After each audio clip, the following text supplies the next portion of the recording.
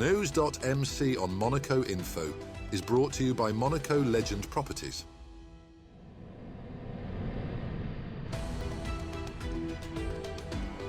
Bringing you news on Monaco's economy, culture, sports and more.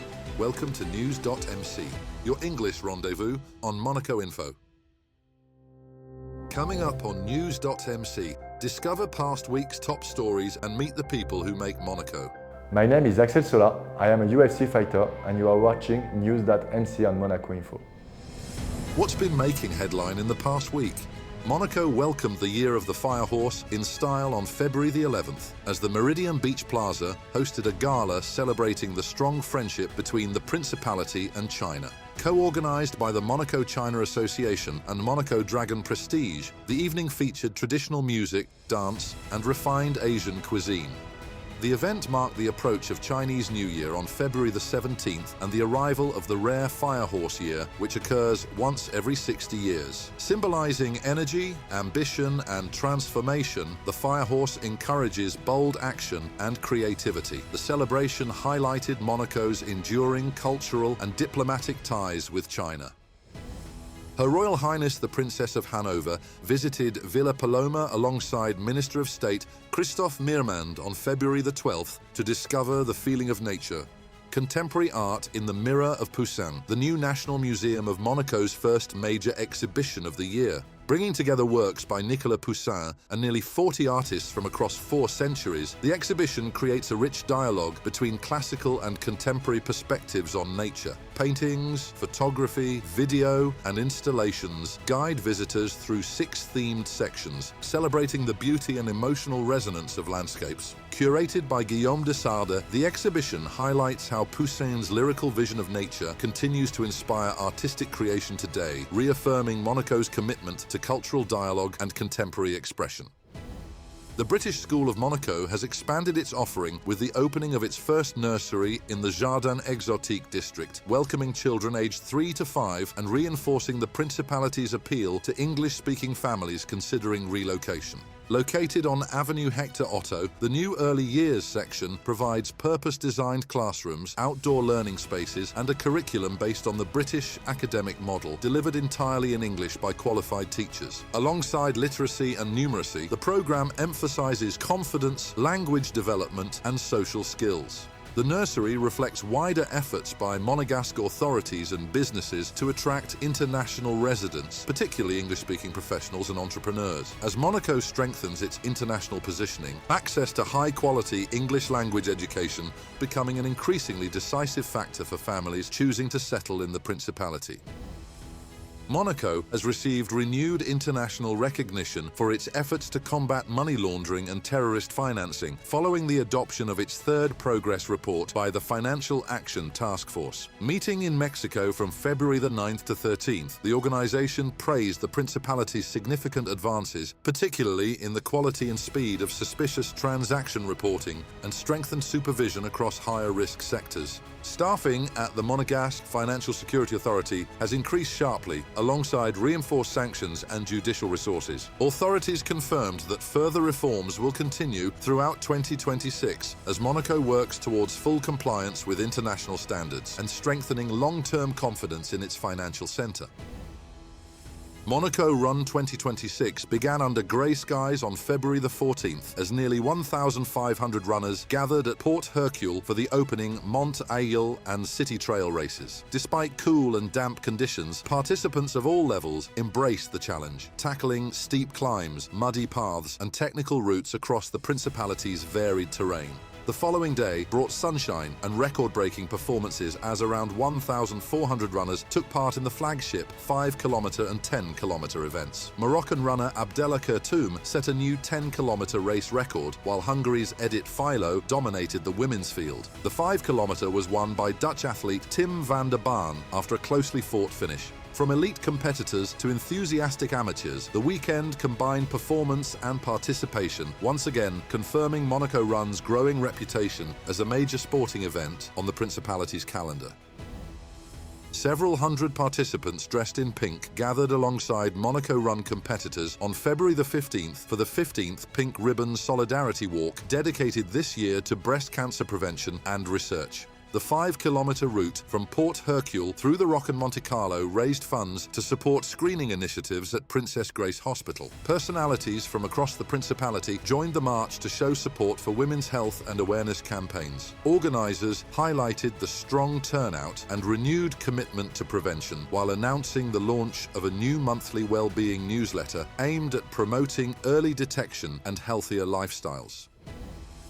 The IMSI announced on February the 15th that Monaco's property market continued to demonstrate resilience in 2025, with total sales and resales reaching 5.9 billion euros despite a slight easing in prices. New figures revealed 493 transactions completed during the year, marking a 5.8% increase and confirming sustained momentum across the Principality's ultra-prime sector. While activity rose, the average price per square metre dipped marginally by 1.4%, following a sharp surge in 2024. Even so, values remain among the highest globally, with an average of 57,569 euros per square metre. Officials also introduced a refined methodology for calculating price data, offering a more precise picture of market trends. The latest figures underline Monaco's enduring international appeal, with strong demand and high transaction levels continuing to support one of the world's most prestigious real estate markets.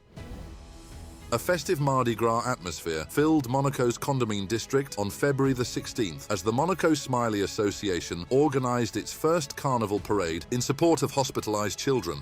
Princess Caroline Street came alive with costumes, music and confetti, drawing families, residents and classic Fiat 500 cars for a colourful afternoon of celebration and fundraising. Throughout the year, Smiley volunteers visit young patients across Monaco's medical centres, offering games, mascots and companionship to ease anxiety and brighten difficult moments. The carnival helped raise funds for these initiatives.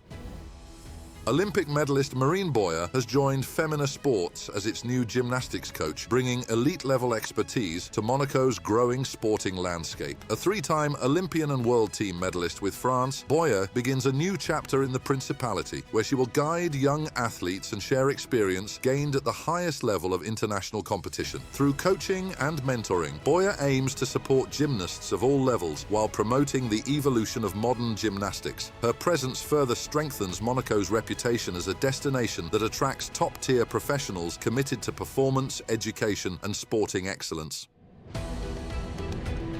Next up, our exclusive interview with the personalities making the Principality. My name is Axel Sola. I am a UFC fighter. I'm born in Nice, France. Since my young age, my mom made me do a lot of sport. I've been doing tennis, I've been doing hockey, football and karate. Karate was my first meeting with combat sports. And at the age of 15, I wanted to do a sport where the victory or the defeat only depends on my work. I always enjoyed combat sports, but karate was very restricted to me, because in karate you don't have takedowns, you don't have the ground fighting. But my uncle was doing a lot of Muay Thai and was training with my actual coach, André, in the boxing squad. So the boxing squad is the MMA team in Nice, South France. And they opened their door the summer. I decided to stop hockey and to start combat sports. And I started MMA and I straight away fell in love with sports because it was so rich technically. There is so many ways to get to the victory and there is so many techniques. It was like mind-blowing. So I fell in love with the sport because of the frustration I had in karate, and also I loved the hype of the sport because in France it was not really recognized. No media were talking about it, but in the US it was a way different story. And I started to watch UFC at this moment. And all of this helped me to go forward in my life, especially at a young age of 15. You know, it's a time when you are young and you are growing, you're looking for yourself, who you are and who you want to be. So I've been to the university, I've been to the Sports Science University, so it gained me some time more with MMA. And also gave me the time also to develop myself physically in case I wanted to go to the army in the end. I had the opportunity to fight in Highness because by the time MMA is recognized in France and you start to see new organization, French organization, and I had the opportunity to join this league, Highness Fighting Championships, and that was also the opportunity to me to present myself as a fighter to the French public. But now I'm in the UFC because by the end of the summer, 2 weeks before UFC Paris, I had this opportunity. Another manager, which is not mine, but a French one who knew me, I had nobody to put at 77 kilo. And he thought about me, and it worked out. UFC signed me. When I knew I would fight, I didn't sleep at night. I didn't sleep actually for 2 weeks. The only day I slept good was the day before the fight. When I get on scene and everybody's screaming, the energy I felt were amazing. So now the goal is to develop a lot my image, my face, my character. So there is big work to do on this aspect, because if I do that good and I perform good and I'm very active, so you have to be very active. UFC will promote you and can make you win sometimes. They will give you a top 15. If you beat the top 15, you get in the top 15. And then you're getting closer to the top 5. When you're top 5, you can have a title shot. So the goal is to get top 15, then top 5, and then fight for the title. I don't believe in psychology. I believe in good move.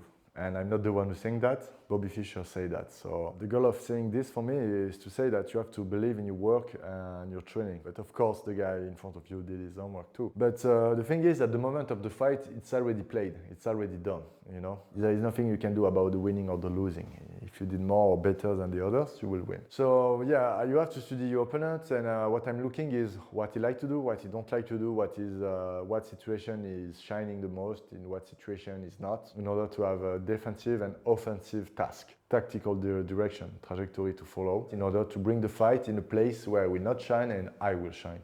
I think generally in sports you need to understand at which age you have your best performance, because you organize your training that way. For example, for MMA, I will not recommend to specialize a kid of 8 years old in MMA unless he wants it. And if you are too old, if you are 30 years old, UFC might not be interested to sign you, because they want people to have a long career in their organization. So don't wait too much also to turn professional, but you need to be ready. So take the time needed.